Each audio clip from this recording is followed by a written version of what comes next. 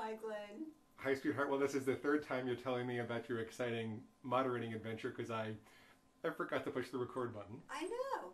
Yeah. I know. And also it got me to practice. So. Yeah. Okay. So tell Maybe me I'll if get it right this time. this is actually something I thought was really valuable for your audience. So I'm excited to hear about it. So Again. I think this is a cool story for focus group consultants, qualitative research consultants or clients or, brand people. This was a story about some medical research that we did on a new medication that's being marketed specifically to physicians, not to patients, but to physicians. And we started out with some positioning research where we had a product profile and we had 5 different approaches to how to discuss this new idea. And based on it, we had, my husband is gesturing with me, based on it, we had a winner.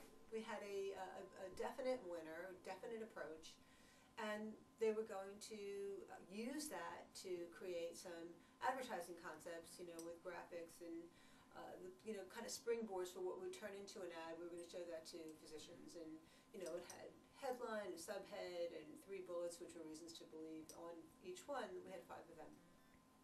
So in between the time we had the winning results from the positioning research and the time that they created the ads, the agency and the client met together and they decided to tweak the positioning statement, and they changed it in a way that looked like it made sense from the way it won in the research.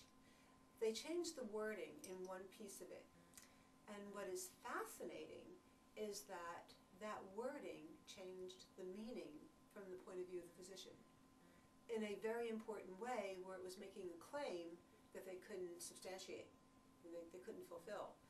So that was one thing that happened when we were doing the advertising concept testing, and the other was that unfortunately none of them performed really well in terms of how compelling they were to get people to want to write the prescription.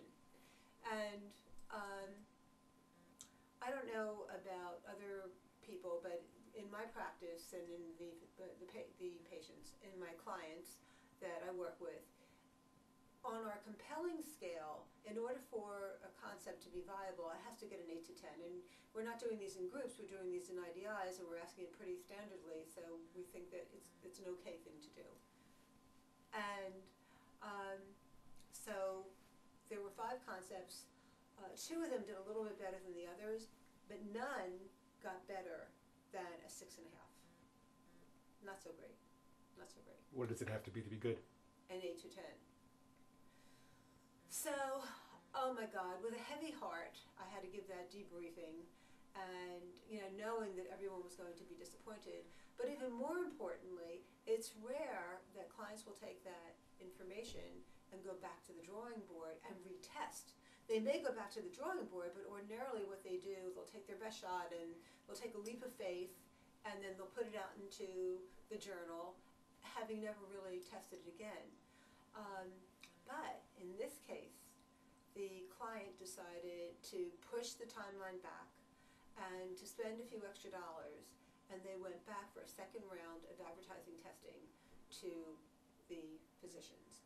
And I think that because the advertising agency saw how serious the client was, they really got their creative juices going, and they sent back, they did some workups of the ads that did fairly okay compared to the other ones, so they bumped them up a little bit, and taking into account the feedback that they got from the physicians.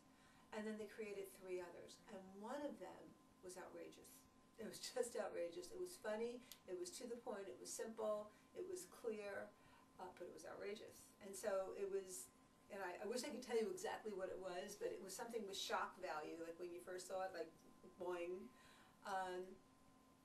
And so we went out and tested, and the shock value one scored way high, way high. As a matter of fact, it scored on average an 8.0, and there were a couple of people, just a couple of people, who brought it down. It got all 8, 9s, and 10s, with the exception of 2 people, one who gave it a 3 and one who gave it a 6.5, and that brought the score down a little bit, but it just did phenomenally well, and it communicated what it was supposed to communicate instead of that other message. And so how much better could it be that they used what they learned and they went and they reconstructed and they got all inspired and they came up with this really dynamite ad, and the doctors loved it. They didn't think it was in poor taste. They thought it was very funny and to the point. And so that was very exciting. The other thing that was so exciting, you know, I've been talking about my Icona cards, and in the first 2 waves of research that we did, the brand came out as a visionary innovator. To some extent, also a destroyer conqueror. Now, what this product is something that kills the bad things, right? So, what the client was taking away, and I was too, because of the way the ad that seemed to come out ahead worked, was that a visionary innovator was the way to go. But in this second round of advertising testing, in all of the ads, the brand came out as a conqueror and strong, big bully. It's going to beat the hell out of the bacteria, those bad things. And when I thought about it in the report, it occurred to me that while it's very, you know, nice to think of ourselves as a visionary, who doesn't want to be a visionary? What they really needed was a conqueror. They want to have this thing in their back pocket. They whip out. It's a gun. It's a major gun. It's going to kill that thing dead.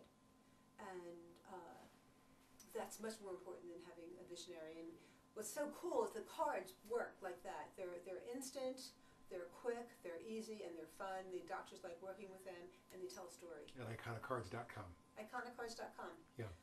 And anyway, that's my story. I was excited. I presented yesterday. They were thrilled. I have a quick question. Sure.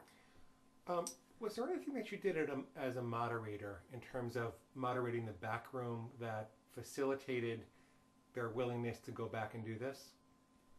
You know what? I wish I could tell you I could take credit for it, and I can't. Okay. It was their insight, and it was the particular client, the brand manager's feeling that, you know, he was going to push back on the deadline to get it right rather than do it again. Let me rephrase the question. Having had this experience, the next time that you find yourself in this situation is... I'm going to tell the story. Okay. I'm going to tell the story about what a difference it made, you know, rather than just having the agency, you know, try to bump it up or something. Because, see, if the agency was going to just do that, they would have taken the 2 winning ones, bumped them up, and, you know, showed them both to the client and said, which one do you want? But here, there was no risk because it was a test. So they could put their best effort forward, and if it fails, it fails. You know, they're going to bump up this one, bump up the other one, see if they do better based on the learnings. But meanwhile, they pulled this wild card out of their pocket because there was no risk. And that's what it did for them. And that's the story I'm going to tell to all my clients from now on. I love it. I love it. Thank you, sweetheart. Everybody, please come to where? Positionyourbrand.com. It's our blog.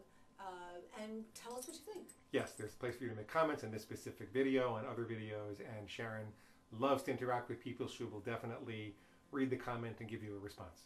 Positionyourbrand.com. Thanks.